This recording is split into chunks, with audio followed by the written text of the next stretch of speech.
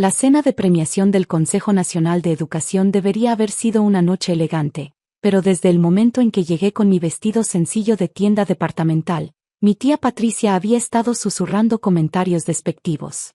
Llevaba 3 meses viviendo con ella después de mudarme a la capital, y nunca perdía oportunidad de recordarme mi lugar en la familia. «Mira cómo van vestidas las esposas de los funcionarios importantes», murmuró mientras ajustaba su collar de perlas auténticas. «Tú pareces, bueno, exactamente lo que eres. Una maestra de pueblo que nunca saldrá de la mediocridad». Su esposo, el diputado Rodríguez, asintió con condescendencia. «Patricia tiene razón, sobrina. Este ambiente requiere cierto nivel social. Quizás deberías considerar quedarte en casa la próxima vez». Me limité a sonreír tranquilamente mientras tomaba asiento en la mesa designada. Durante años había perfeccionado el arte de mantener un perfil bajo, de dejar que otros asumieran lo que quisieran sobre mi vida. Era más seguro así, especialmente considerando la naturaleza sensible de mi trabajo real. «¿Sabías que el ministro de Educación estará aquí esta noche?», continuó mi tía, claramente emocionada por la perspectiva de codearse con funcionarios de alto nivel. «Espero que no hagas algo vergonzoso, como intentar hablarle sobre tus pequeñas clases de primaria». «No se preocupe, tía», respondí suavemente. «Entiendo perfectamente cuál es mi lugar». Durante los últimos 8 años había mantenido esta fachada cuidadosamente. Oficialmente, era Sofía Valencia, maestra de una escuela primaria rural. Extraoficialmente, era la doctora Sofía Valencia, especialista en políticas educativas con un doctorado de Harvard y la principal asesora del Ministerio de Educación en reformas curriculares. Mi investigación sobre metodologías de enseñanza en comunidades rurales había sido implementada en 12 países latinoamericanos, pero nadie en mi familia lo sabía. La razón para mantener el secreto era simple: seguridad. Había recibido amenazas de grupos que se oponían a las reformas educativas que promovía. Mantener un perfil público bajo como simple maestra me permitía trabajar sin exponerme innecesariamente. Solo un círculo muy reducido conocía mi verdadera identidad profesional. «Miren quién acaba de llegar», susurró mi tía con reverencia. El ministro de Educación, doctor Alejandro Morales, había entrado al salón acompañado de su equipo. Era un hombre distinguido de 60 años que había revolucionado el sistema educativo nacional en sus 5 años de gestión. «Es impresionante», murmuró el diputado. «Dicen que su equipo de asesores se está transformando completamente como enseñamos en este país». Mi tía irradió orgullo falso. «Estoy segura de que aprecia tener funcionarios comprometidos como mi esposo apoyando sus iniciativas».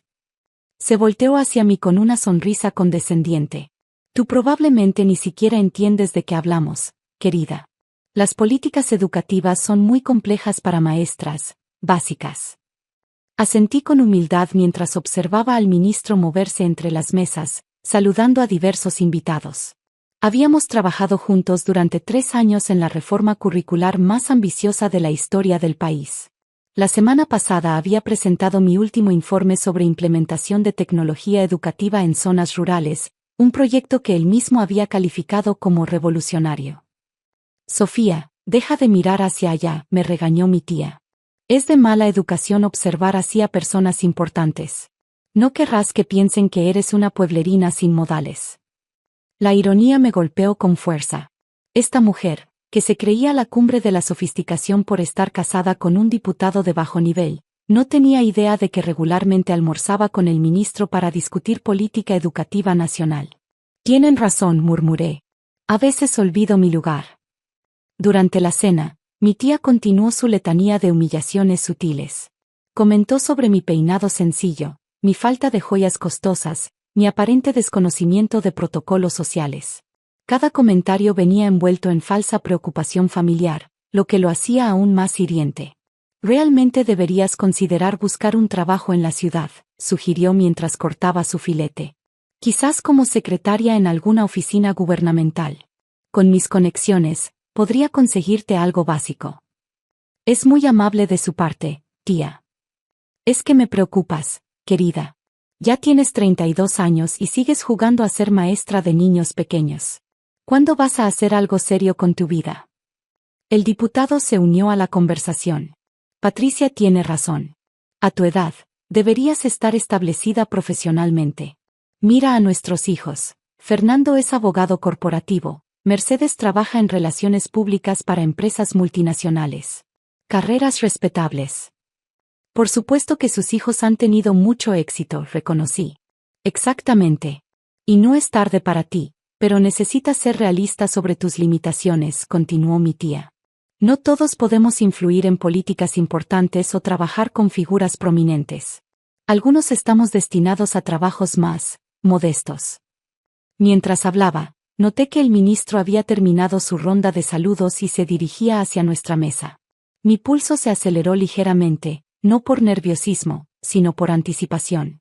Durante meses había mantenido esta charada, permitiendo que mi familia me tratara como a una fracasada simpática.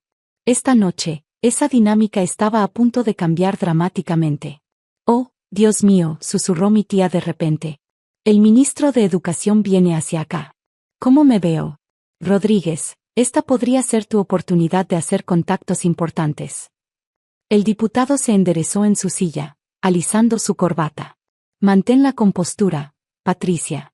Y tú, Sofía, por favor no digas nada embarazoso. Deja que nosotros manejemos la conversación». Por supuesto, respondí con la misma tranquilidad de siempre. El doctor Morales se acercó a nuestra mesa con una sonrisa profesional, claramente preparándose para uno de esos encuentros políticos obligatorios. Sus ojos barrieron la mesa hasta que se posaron en mí, y su expresión cambió instantáneamente de cortesía profesional a genuina sorpresa y placer. «Doctora Valencia», exclamó con calidez evidente, «qué maravillosa sorpresa encontrarla aquí esta noche». El silencio que siguió fue ensordecedor. Pude ver el momento exacto en que las palabras del ministro penetraron en la conciencia de mi tía. Su rostro se transformó de expectación social a confusión absoluta, luego a algo que se parecía peligrosamente al pánico. «Doctora», tartamudeó, mirando entre el ministro y yo. El doctor Morales continuó, completamente ajeno al drama familiar que se desarrollaba. Su investigación sobre metodologías de enseñanza rural ha sido absolutamente revolucionaria. De hecho, estaba esperando hablar con usted sobre la implementación del programa piloto en Chiapas. Mi tía dejó caer su copa de vino, manchando el mantel blanco de rojo. El diputado se había quedado con la boca abierta, mirándome como si nunca me hubiera visto antes. «Ministro», dije finalmente, levantándome para saludarlo apropiadamente. «Es un placer verlo fuera del contexto de trabajo». «El placer es mío». Su último informe sobre integración tecnológica fue brillante.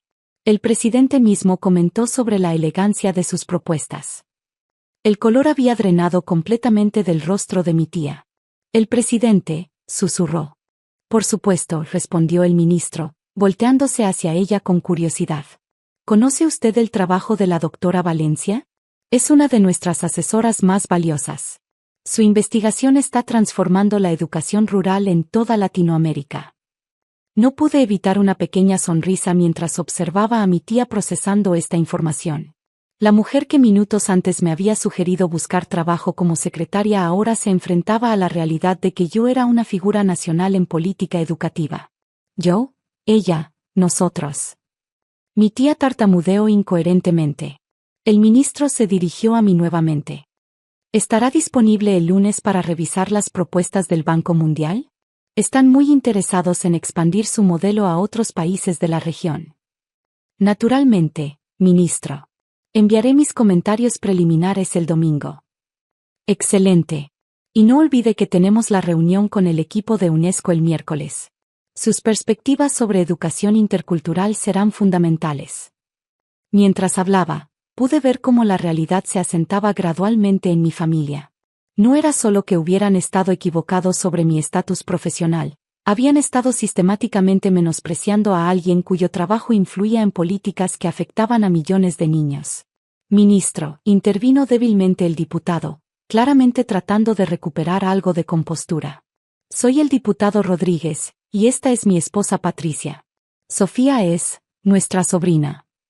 «Qué afortunados son de tenerla en la familia», respondió el ministro con entusiasmo genuino. «La doctora Valencia es una verdadera joya nacional. Su trabajo está posicionando a nuestro país como líder mundial en innovación educativa». Mi tía finalmente encontró su voz, aunque temblorosa. Doctora Valencia, yo no. Nosotros no sabíamos. Porque nunca preguntaron, respondí suavemente, sin malicia pero con firmeza. Durante meses han asumido que entendían mi vida, mi trabajo, mi valor. Nunca mostraron curiosidad genuina sobre lo que realmente hago. El ministro frunció ligeramente el ceño, captando la tensión familiar. ¿No conocían el trabajo de la doctora? Es sorprendente. Su investigación ha sido portada de 3 revistas académicas internacionales este año. Nosotros. Empezó mi tía, pero las palabras se le atragantaron. Permítame explicarle brevemente, continué, dirigiéndome tanto al ministro como a mi familia. Durante los últimos 8 años he mantenido un perfil público bajo por razones de seguridad. Mi investigación sobre reformas educativas ha generado resistencia de ciertos grupos, así que era más seguro trabajar discretamente. Una precaución muy sensata, asintió el ministro. El trabajo que hacemos puede ser controversial, especialmente cuando desafía sistemas establecidos. Mi tía parecía estar procesando la información en oleadas de shock. ¿8 años? ¿Has estado, todo este tiempo has sido? Una investigadora principal en política educativa nacional, sí. Mi trabajo de maestra de primaria es en realidad investigación de campo para desarrollar metodologías que ahora se implementan a nivel nacional. El diputado se aclaró la garganta nerviosamente.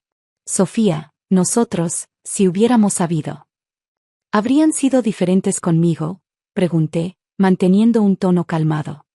Me habrían tratado con respeto si hubieran conocido mi título o mi salario. Porque el punto es que merezco respeto básico independientemente de mi posición profesional. El ministro observaba este intercambio con interés creciente, claramente entendiendo que estaba presenciando algo más complejo que un simple malentendido familiar. La doctora Valencia tiene razón, intervino. El respeto se basa en el carácter de una persona, no en su estatus. Aunque debo decir, añadió con una sonrisa, su estatus es bastante impresionante. Harvard, 2 postdoctorados, consultora para UNICEF, autora de políticas que han beneficiado a más de 2 millones de niños. Cada credencial que mencionaba era como otro golpe para mi tía, quien había pasado la noche burlándose de mi mediocridad. Su rostro había pasado del shock a algo que se parecía peligrosamente a la vergüenza.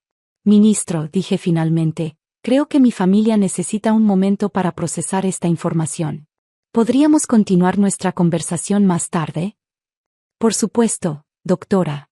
Ha sido un placer como siempre. Espero con ansias nuestras reuniones de la próxima semana. Después de que se alejara, un silencio pesado se instaló en nuestra mesa.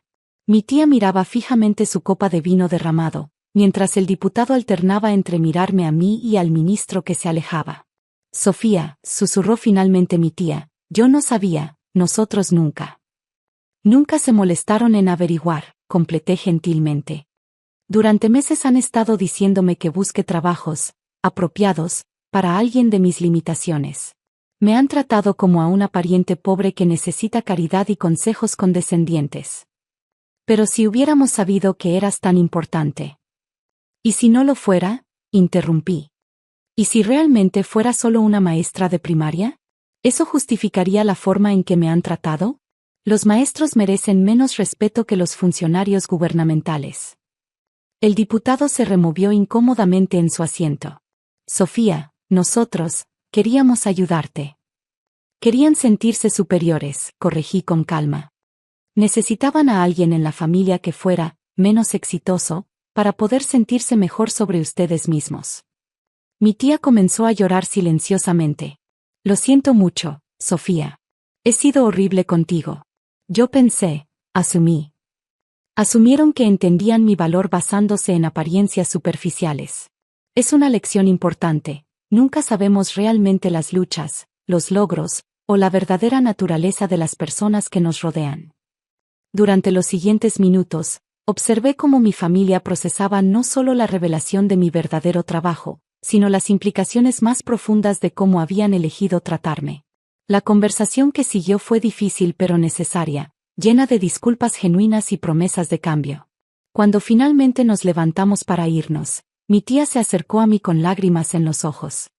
¿Podrás perdonarme algún día, Sofía? He sido tan tonta, tan cruel. Tía, respondí tomando su mano, todos cometemos errores. Lo importante es aprender de ellos.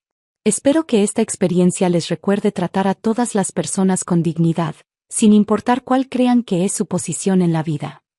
Mientras salíamos del evento, pude ver cómo la dinámica familiar había cambiado fundamentalmente. Ya no era la sobrina fracasada que necesitaba consejos y caridad, pero más importante aún, había establecido que merecía respeto básico independientemente de mis logros profesionales. La lección de esa noche fue clara para todos. El verdadero carácter se revela en cómo tratamos a quienes creemos que tienen menos poder que nosotros. Y a veces, las personas que menos esperamos pueden estar trabajando silenciosamente para cambiar el mundo.